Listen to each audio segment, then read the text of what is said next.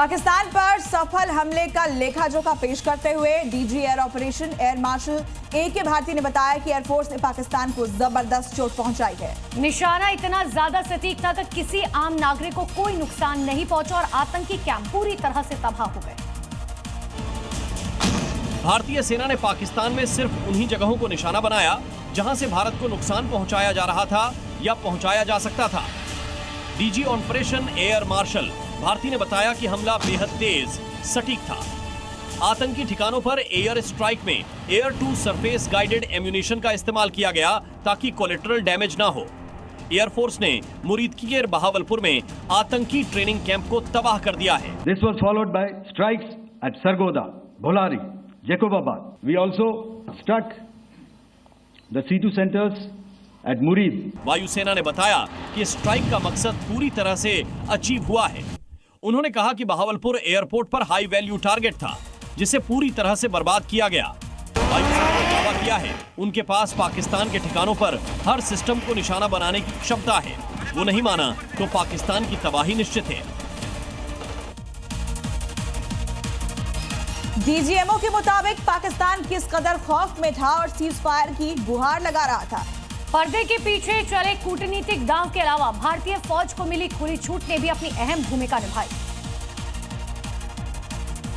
शनिवार यानी 10 मई की दोपहर 3:35 पर पाकिस्तान के DGMO major general Kashif Abdullah का फोन भारत के लेफ्टिनेंट जनरल राजीव घई के पास आया। साधारण से शब्दों में असाधारण संदेश छिपा था। तनाव थम गया। शाम 5 बजे से सीज फायर के लिए दोनों देश राजी हो गए। जो समझौता हुआ है उस पर भारत ने फिर एक बार 12 मई यानी आज बातचीत करने का तय किया, लेकिन पाकिस्तान आर्मी ने कुछ ही घंटे में समझौते का उल्लंघन कर दिया। सीडीएस ने पाकिस्तान पर जवाबी कार्रवाई करने के लिए सेना को खुली छूट दी है। फिर क्या था? सेना ने ताबड़तोड़ हमला करके पाकिस्तान को बता दिया कि उसका क्या हाल होने जा रहा है। हालात को भांपते हुए पाकिस्तान बैकफुट पर आ गया। फिलहाल तो युद्ध का टल गया लगता है।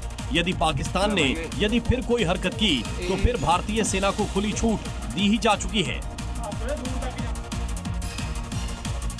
और अब आगे आपको दिखाते हैं अलग अलग राज्यों से जुड़ी हुई 5 बड़ी खबरें। लखनऊ के राजाजीपुरम इलाके में एक बिल्डिंग की दूसरी मंजिल पर भीषण आग लग गई। आग की लपटें और धुएं का गुबार उठता देखा गया और इससे इलाके में हड़कंप मच गया। सूचना के बाद मौके पर दमकल की गाड़ियां पहुंची। तब तक घर में रखा सामान और फर्नीचर जलकर राख हो चुका था। दमकल की गाड़ियों ने कड़ी मशक्कत के बाद इस आग पर काबू पाया। एक बड़ा हादसा होने से टल गया।